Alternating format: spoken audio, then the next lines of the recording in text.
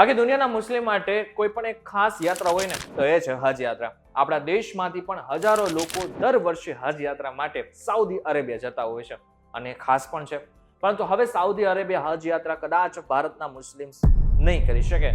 એની પાછળનું કારણ છે ત્યાંના વિઝામાં થતા ફેરફાર.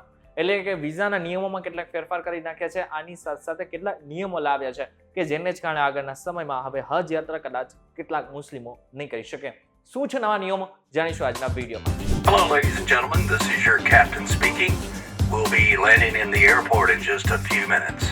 What's up, guys? Welcome to Way to Be This, and my name is Karan Charutra. આમ જોવા જઈએ ને તો ખાસ કરીને સાઉદી અરેબિયાએ બાળકોને લઈને કેટલાક નિયમો બનાવ્યા છે કે જે આગળના સમયમાં હજ યાત્રા સુધી માન્ય રહેવાના છે. આની સાથે સાથે પેમેન્ટ સિસ્ટમ પણ બદલી છે અને 14 દેશોના મુસાફરો માટે સિંગલ એન્ટ્રી વિઝા પણ રજૂ કર્યા છે. હવે ખાસ કરીને સાઉદી અરેબિયાએ પોતાના નિયમોમાં ચેન્જ તો કર્યા, પરંતુ આની સાથે સાથે આની અસર લગભગ હવે દુનિયાના જે દેશમાં મુસ્લિમ્સ રહે છે ને એમાં પડવાની છે. ખાસ કરીને ભારતમાં પણ પડવાની છે. ભારતમાંથી પણ ઘણા બધા મુસ્લિમ્સ પોતાના બાળકો સાથે હજ યાત્રા ઉપર જતા હોય છે, પરંતુ હવે નિયમ એ છે કે હવે બાળકોને સાથે નહીં લઈ જઈ શકાય. હવે બાળકોને માટે ઘણા બધા મુસ્લિમ્સ ભાઈઓ હોય છે એ ખાસ કરીને હજ યાત્રા માટે જતા હોય છે, પરંતુ હવે બાળક નહીં જઈ શકે એટલા માટે થઈને કદાચ એ પણ હવે આગળના સમયમાં હજ યાત્રા ઉપર નથી જવાના.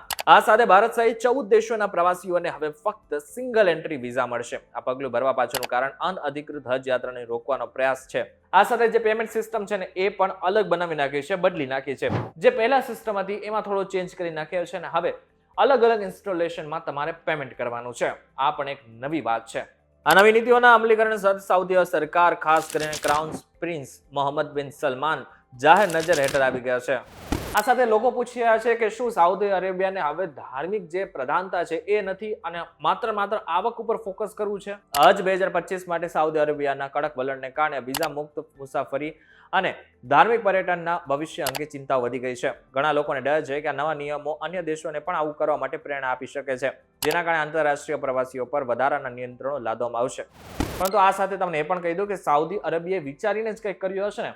2024માં જ્યારે હજ યાત્રા થઈ અને જ્યારે લોકો ત્યાં પહોંચ્યા, એટલે કે સાઉદી અરેબિયા પહોંચે ને, ત્યારે લગભગ એ યાત્રા દરમિયાન 1000થી વધુ લોકોના મોત પણ થઈ ગયા હતા અને બહુ જ મોટી દુર્ઘટના પણ માનવામાં આવતી હતી. પરંતુ હવે આ જે નિયમો લાગ્યા છે એને જ કારણે ભારતના ઘણા બધા મુસ્લિમોને આની અસર થવાની છે. પરંતુ આ બાબતને લઈને તમે શું વિચારી રહ્યા છો અમને જરા કોમેન્ટ કરીને ચોક્કસથી કહેજો. વિડીયો થકી જો તમને કોઈ ઇન્ફોર્મેશન મળી હોય તો વિડીયો લાઈક અને શેર જરૂરથી કરજો. તો આવા જ ઇન્ફોર્મેટિવ વિડીયોઝ માટે BTV Gujarati.com ની મારી ચેનલને એકવાર સબસ્ક્રાઇબ કરી નાખજો.